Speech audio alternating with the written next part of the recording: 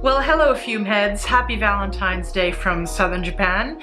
Not exactly the best year for that day of romance for many of us, as so many of us are still in lockdown mode, but you can still love yourself, and loving yourself is arguably a whole lot easier when you smell delectable. So today I'm going to review an oldie but a goodie from the British perfume house of Penhaligon's, and it's an appropriate one for V-Day. LP number 9 for the ladies, yes. LP's meaning is obviously love potion, but I guess if you're young enough, you might not know that 1959 hit song by the Clovers, Love Potion number 9. This fragrance is not from 1959, however, it's originally, I think it originally was launched in 1998, and it was intended as a one-off edition, limited edition for Valentine's Day, in fact. But it proved so popular that the house decided to bring it back, and it became, for a good chunk of time anyway, a part of the permanent Penhaligon's fragrance family. This voodoo concoction is an outlier from Penhaligon's usual fare, and maybe that's why I like it. There are just a few other fragrances in their line that I enjoy, and they're nothing like this beguiling creature. That said, I haven't tried all of their stuff, but anyway. This is actually my third wee cauldron of the stuff, so yes, I do love it. Keep in mind though that that's been over a period of 20 years, so it's easy to go through a few bottles of this in 2 decades, right? Sadly, I didn't notice this on Penhaligon's website when I last browsed the site, and so as I suspected, it has been discontinued, but you never know, they might bring it back. You can still find it on the pre-loved market. This is, in fact, I got this secondhand, and just recently I was looking on Rakuten, and I noticed, oh wait a minute, Rakuten is secondhand too for the most part, isn't it? At least in Japan. But anyway, I'm sure you can find a bottle of this if you want to. There's probably retailers that are still selling it. The nose behind this scent is Christian Provenzano from CPL Aromas, and this gentleman has a massive portfolio of successful fragrance offerings, especially in richer niche brands. And this scent here is also quite rich and indeed appropriately potent.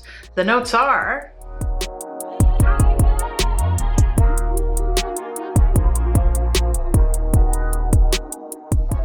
This is a nicely blended concoction of beautifully creamy tarragon elevated by a blast of lemony citrus. Yeah, gasoline is there in a little tiny bit of notches. And then you head straight down an exciting patchouli and carnation roller coaster ride. The carnation lends a sweetness, but it's balanced out by the earthy patchouliness. It's pretty contradictory and fun. This juice is a hypnotic, psychedelic, rock and roll blend that makes quite the statement, and that's why I picture Janis Joplin wearing it, except she wouldn't be stoned, and rather than playing her music, she'd probably be listening to The Cure, or Roxy Music, or Peter Gabriel. This is not a go gently into that good night sort of vibe. It's more seductive than romantic. It's kind of sensual, and it's something you'd wear with dark velour or velvet. Like, I mean, I think this is actually a velour ribbon, which I've sort of killed. Shouldn't look this bad, but it's still there.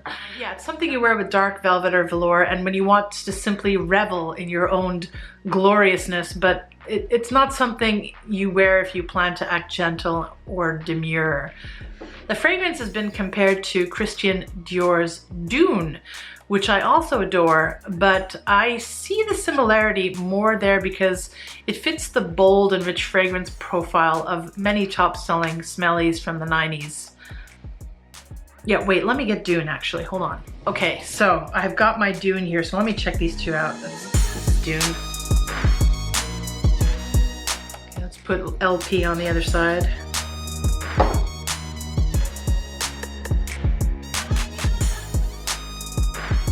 I can.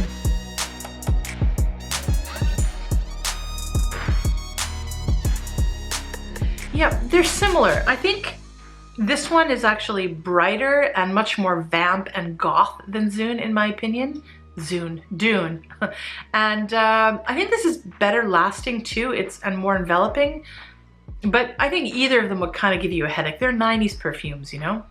I think Dune is, it's a bit drier than LP number 9. And with a name like Dune, that shouldn't be surprising. Let's put the cap back on here. Dune is like the desert during the day. And then this one is like the forest at night. A little dirty and definitely naughty. Yeah, they're in the same family though. Not twins, but perhaps cousins. I'm thinking of another scent. Oh, yeah. Calvin Klein Obsession.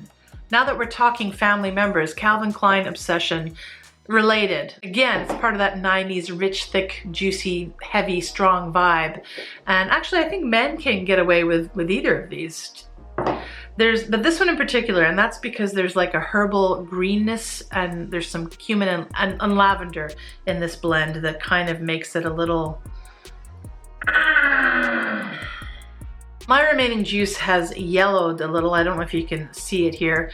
It used to be a more pinky purple bright color. Now it's kind of maroony. That happens over time, but the smell's still there.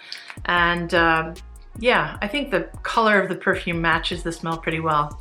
Now I don't wear much purple, but I love that color. And when colors have, you know, bottles, packaging, colors, that all gives to the feeling of a perfume, I think. It shouldn't, but it does.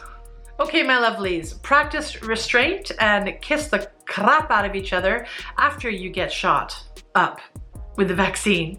And in the meantime, sniff each other from afar with strong, powerful love potions like this one, number 9 here. Mata aimashou ne. Bye nara. Frag Hag signing out. Mwah.